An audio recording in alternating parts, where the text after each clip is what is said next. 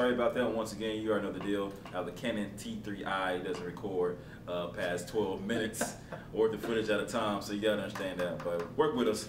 So let's continue our Chiefs talk here. Lance, you had something that you want to share? I'm going to tell you Chiefs fans a little something about why I'm so upset that the Chiefs didn't try to go for Tannehill.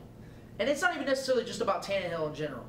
It's the fact that this franchise has been known for passing up and deciding to play it safe. Since 1983, and this is obviously, I ran these numbers before the draft started, so obviously there's teams that actually just went first-round quarterback, including the Dolphins. Since 1983, there's been 4 franchises in the entire NFL that have not gone first-round quarterback. That's 29 seasons, guys. Okay, the Chiefs, Saints, Dolphins, and Cowboys. Now, obviously, a couple of those franchises have been known to have some pretty good success as of late, and some that back in the 90s. But the problem with that is that Drew Brees went to the Saints. He was the best free agent pick that we maybe have ever seen. You know, obviously they lucked out on that. So I include his numbers, but I'm gonna break down the numbers that the Saints had also before him. Okay. What do you got? So, let's just go to the Chiefs for instance. Okay. Since 1983, they are 3-10 in the postseason. They have 11 appearances in the postseason, and 0 Super Bowls. Saints. Now this is including Drew Brees.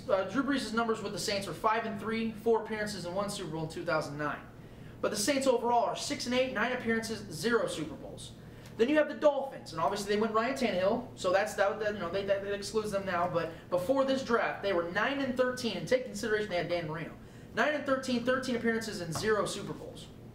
The Cowboys, since 1983, only one with a winning record, 12-10.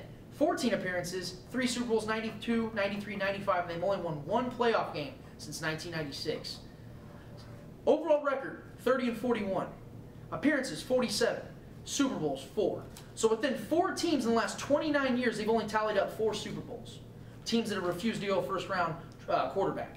So my thing to this, my whole reason of bringing this up to Chiefs fans is this. You want to play it safe, fine.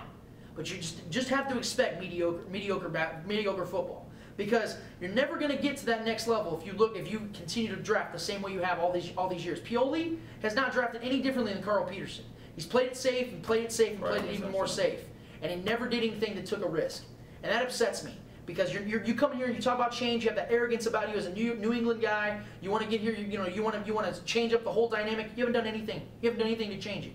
So here we are still sitting at the same place, and I'm just as frustrated as I was before the draft. What do you think? The Chiefs are in a risk situation? Are they taking a risk? I mean, pose a risk. It was a risk, but overall, I think he's got some numbers here for the last 29 years. So what do you think about which that? I think the best quarterback in the league right now was even a high draft pick was Tom Brady. Tony Romo, he wasn't a high draft pick. He's one of the top quarterbacks. He was undrafted actually. I mean, where did Matt Schaub go to school at? I mean, but these guys are some of the top quarterbacks in the National Football League that wasn't on somebody's #1 draft board. And it's about getting the quarterback in there and developing. I don't feel that but we didn't do that successfully with Brody Crowell. We didn't even draft a quarterback this year. That's my Brody Crowell shouldn't even have been drafted anyway.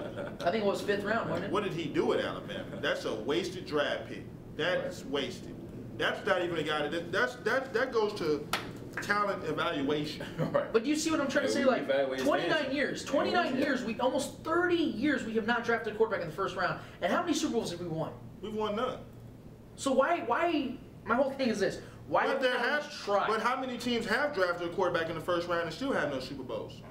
I cannot tell you that. I can tell you teams that have. I can tell you teams that have drafted in the 1st round. How about the Packers? Yeah, but I bet you there's more teams that have. How about the Steelers? I bet you there's more teams that drafted a quarterback in the 1st round without Super Bowls. Well, that's fine, but here's the thing. I also ran the numbers too. And since 1980 to 2010, every 1st round quarter there was. Since 1980 to 2010, I think there was 44, 45 quarterbacks that were drafted in the 1st round. Okay. So here we are talking about 44 quarterbacks. 52% of them succeeded at least one Pro Bowl, one Pro Bowl. So here's my thing: you have better than a 50 chance of having a guy successfully lead your team and put up good enough numbers to make it to a Pro Bowl. Not to mention, there's 15 quarterbacks right now in the league that are first round picks that have won playoff games. So my thing is, why would you avoid that? Why would you not go that route, be arrogant about it, and just try to take some guy that Matt Castle never even played in college and try to win with him? High draft picks don't always add to success. Absolutely. Patriots went to the Super Bowl this year with 18 undrafted free agents around Tom Brady. and they were one play away from winning the Super Bowl. And we were just talking about how they picked the right guy. Too much ifs, but yeah, the right guy, way down on the board. But the Chiefs aren't even picking the right guys in lower drafts. We've got guys here. We've got some right guys here, man. Yeah, we've got a team. What do you mean we got steals? No, I'm not saying we've been whiffing forever. I'm saying that Cluster was a good pick. Javier Arena was a good pick. Yes. You got Baldwin. Jamal Charles. I can help you out. I can help you out with all this.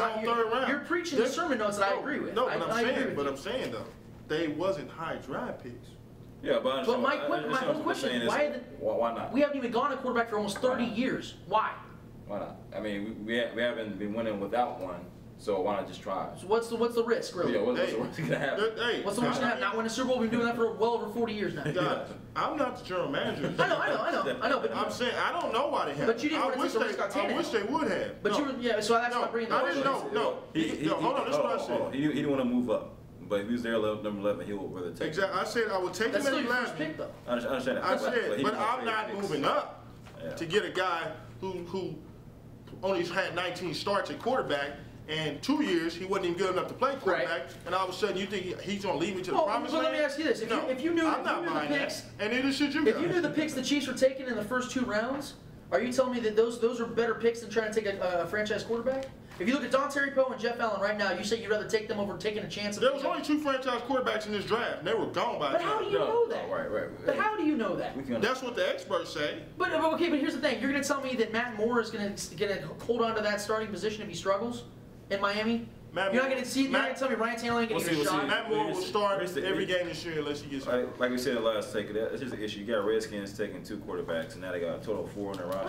Right now. Well, they released John Beck yesterday. Okay, well yesterday, but that's yesterday. You know, before there was still 4 quarterbacks on the draft pick. Now you got the Broncos, our division rivals, took Osweiler, or whatever the case is, from Arizona State, right? And then yet again, like I said, we're asked out. Boise State, Kellen Moore is still there, undrafted. Now he's going to the Lions. I would like to have Kellen Moore. I'm very surprised the Chiefs did not take the Seahawks took Wilson, right? I mean, everyone's taking chances. Everybody's okay. Let's do this, and we're still sitting on our hands. I don't think when you pick a quarterback in the 6th round, I don't think you're taking a chance. When you start picking them in the first round with high draft picks, that's taking a chance. Yeah. If you get a quarterback in the 6th round, that's not taking a chance. That guy still got to make the team. Yeah, still, we didn't do it. Look at all the quarterbacks we've drafted from like the 3rd round on throughout our last 30 years. How they panned out? What they had, Elvis Gerbach? I mean, we had Rich Gannon. I think it was like the 3rd round. We blew that. What did we get him in the 3rd round? Rich Gannon?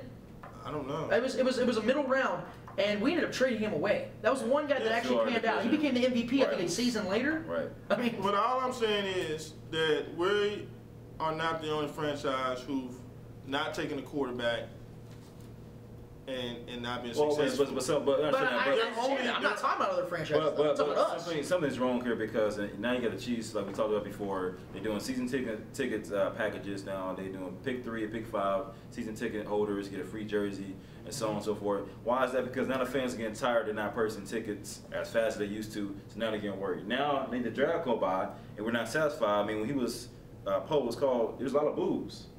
You know, you told me earlier that there were 4,000. There were a lot of boos there. People at the stadium, and they were booing when his name got called. I mean, now I understand we fans, we don't evaluate the players like the scouts do and so on and so forth. But come on now, we need something to help get this franchise back going. The New York Giants have booed every pick that they have drafted, and they've won 2 Super Bowls here recently.